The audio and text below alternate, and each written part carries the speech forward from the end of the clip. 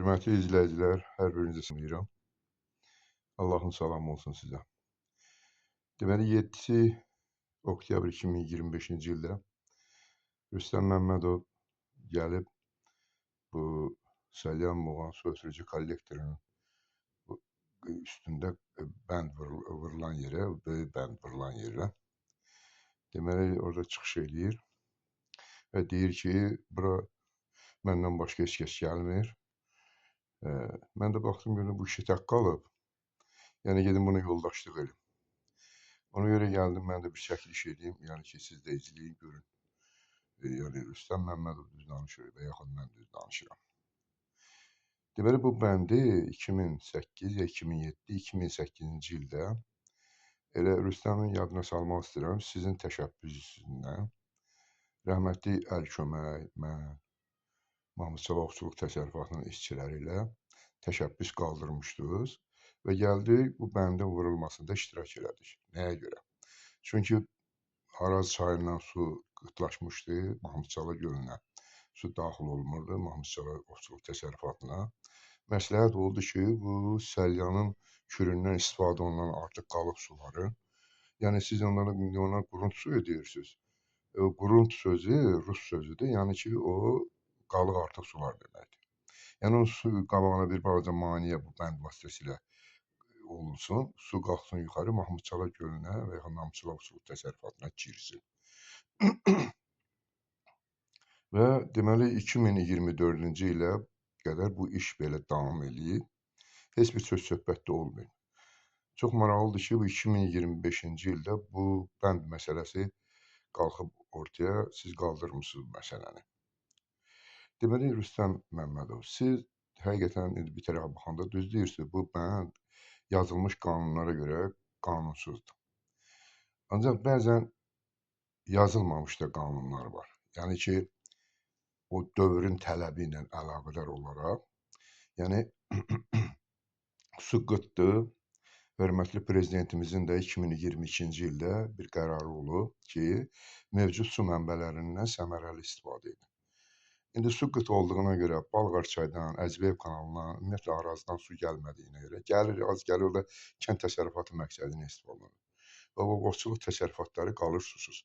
Ona görə bax həmin bu qalıq artıq sulardan biz yəni səmərəli istifadə etmək üçün bu bənd vuruldu və 2024-cü ilə kimi sakitçilik edib 2025-ci ildə yəni sizin təşəbbüsündə bu məsələ qalxıb ortaya ki, bu bənd qanunsuzdur.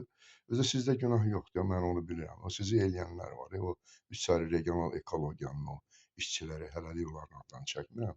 Çox güman ki, bu yaxınlarda onların adlarını çəkəcəyəm. Sizi incidirlər, bilirəm, yaşlı adamsınız, sizdən başa saldılar ki, gedin, ay, hara, dağ, uçuldu, dağıldı. Sonra bax, burada göstərirsiniz ki, Cənub Muğan kollektoruna bir dənə turba atılıb və o buranın suyu da gedir Masallıya tərəf, heç Mahmudçala Ovçuluq təsərrüfata girmir. Yenə sizi anladırlar. Siz gərək özünüz gəlib görəsiniz ki, bu həmin turba ilə gələn su gedir Qızılağac Milli Parkına və çıxıntılar vasitəsilə Qırmızıkənd Ovçuluq Təsərrüfatına, Zəvvar Ovçuluq Təsərrüfatının su balansını bərpa edir. Deməli, sizin də yadınızda olar, çünki o vaxt ovçuluq edirdiniz. Mən danışıram bu 2000-ci illərdən, bəlkə də ondan qabağa. Deməli, Mahmudçala Ovçuluq Təsərrüfatının inspektoru Rəhman da onu təsdiq eləyər, keçmiş inspektoru. Şahin Əzimov da onu təsdiq eləyər. Bu, həmin bu turba indiki var, Cənub Muğana su axıra. Orada layihə smetada 3 turba olub, mən onu görmüşəm, siz də görməmiş olmazsınız. Həmin turbaların başlarında svartka ilə qətləvan olub. Biri 1000'lik, bir ikisi 800'lik. İndi o turbalar yoxdur.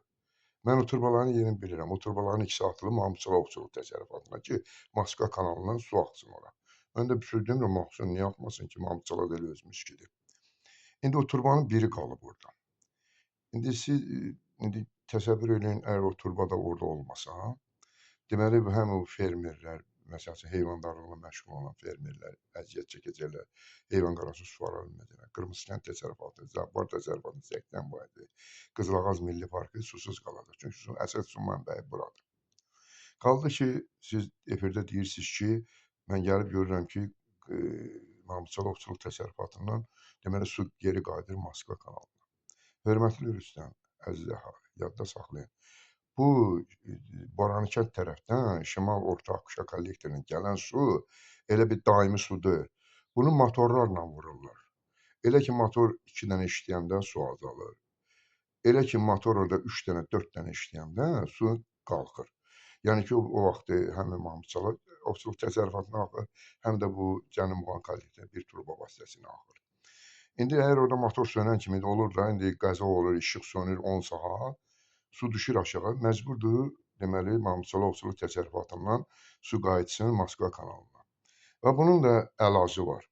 İndi hamı istəyir su olsun ovçuluq təsərrüfatında, ancaq heç kəs qolunu çırmayıb, nə isə bir iş görmək istəmir. Əgər mən görürəmsə, mənim gölümün suyu geri qayıdır, o da bir dənə qapıdır da, gətirib qoyaram o turbanın altına, qoy geri qayıtmasın.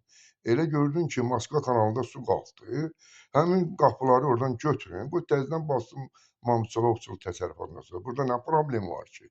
Hə, orada regional, üstəlik regional ekologiyanın işçiləri onu bunu öyrədib, gətirib Cənub Muğan kollektoruna bizə bir su gəlir, o turbanın qabağına tez qapılar qoyurlar, dəmirlər qoyurlar.